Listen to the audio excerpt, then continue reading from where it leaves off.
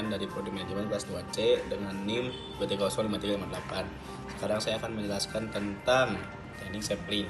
Teknik sampling di non probability dan probability sampling. Jadi di non probability dan probability sampling itu bedanya hanya kesempatan untuk sampel yang didapatkannya itu berbeda gitu. Jadi kalau misalkan dari non probability sampling itu nggak semua orang tuh bisa memiliki kesempatan yang sama untuk menjadi sampel. Atau kalau misalkan di probability sampling itu semua orang tuh memiliki kesempatan yang sama untuk menjadi sampel. Pertama-tama kita akan membahas tentang yang probability sampling dulu ya. Sekarang kita bakal ngebahas tentang simple random sampling terlebih dahulu. Jadi di probability sampling itu, teknik sampling itu ada 4, di mana yang satu itu simple probability sampling, systematic random sampling, terus cluster random sampling, dan stratified random sampling. Jadi di yang pertama-tama kita menjelaskan tentang simple random sampling. Simple random sampling itu simpelnya itu jadi ibarat tuh kalian tuh ingin mengambil 10 dari 30 orang yang ada gitu. Jadi misalkan kita tuh paling gampang itu di kelas itu. Kelas kita tuh ada 30 orang, kita ingin mengambil sampel 10 orang. Nah, cara mengambil sampling dari teknik ini tuh yaitu dengan cara undian atau bisa dengan cara ini juga, dengan cara number generator gitu. Misalkan kita lihat dari absennya gitu ya. Ini absen 1 sampai 30. Nanti kita spin wheel atau pakai nomor generator, nanti yang keluarnya siapa, nah itu jadi sampelnya gitu. Terus diulang begitu sampai 10 kali. Teknik yang kedua, itu ada systematic random sampling kawan-kawan. Jadi bedanya dengan simple random sampling, systematic random sampling itu yang random itu hanya di awalnya aja gitu. Misalkan kita generate-nya misalkan nomor 3 gitu. Nah nanti yang nomor selanjutnya itu dia di keseluruhannya dibagi sama si angka 3 tersebut. Misalkan ada 15, jadi angka terakhirnya kan 5 tuh. Nah jadi nanti itu kita tuh setelah nomor 3 tuh berarti nomor 8 yang dapat sampel, nomor 8, nomor 13 yang dapat sampel gitu loh. Kalau misalkan dari systematic random sampling. Kalau yang untuk yang ketiga ada stratified random sampling, yang dimana elemen-elemen sampel yang dimasukkan itu tuh dijadiin sebuah kelompok gitu, kayak dijadiin kayak strata gitu loh, kan namanya dia sudah stratified gitu. Nah jadi di dalam stratum itu si kelompoknya itu bakal digunakan simple random sampling atau systematic random sampling yang akan diteliti gitu. Jadi misalkan kalau misalkan dari stratified itu biasanya yang menjadikan dia karakteristik yang uniknya tuh misalkan kayak jenis pekerjaan, terus usia, terus juga jenis kelamin dan lain-lain gitu.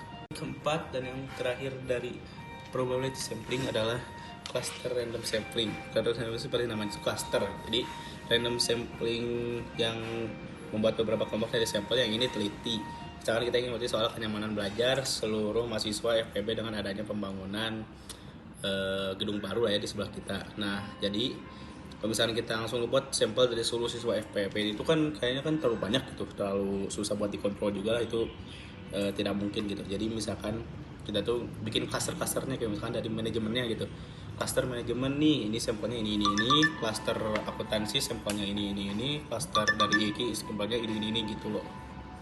Oke. Dan yang kedua dari sampling itu ada yang non probability sampling. Nah di sini juga ada 4 dari tekniknya itu, yaitu ada accidental sampling, ada quota sampling, purposive sampling, dan snowball sampling. Dan sekarang kita akan menjelaskan tentang accidental sampling terlebih dahulu.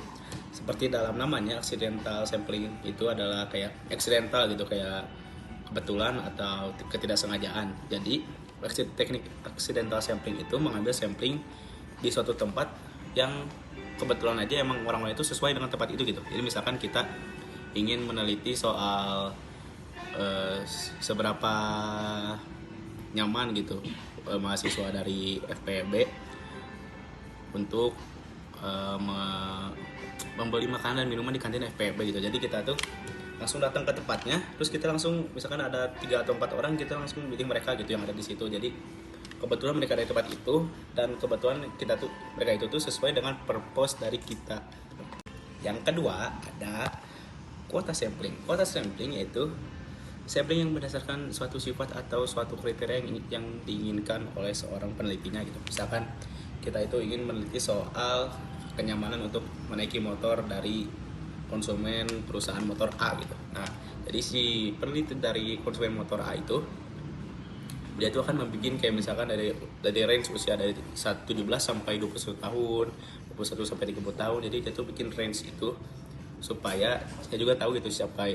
Jadi kalangan-kalangan ini tuh lebih nyaman memakai motor kopling atau memakai motor matic seperti itu. Teknik yang ketiga ada purposive sampling. Purposive sampling ini seperti namanya ya, purposive berarti emang ada tujuannya.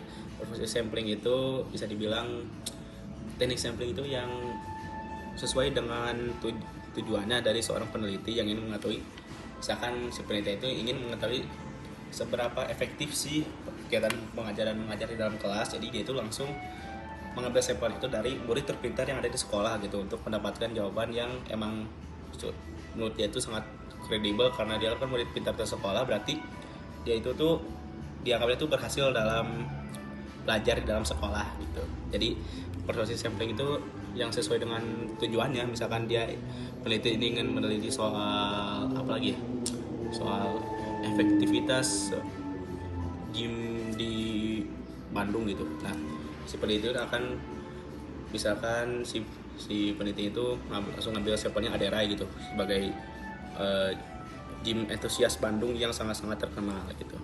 Keempat dan yang terakhir adalah snowball sampling.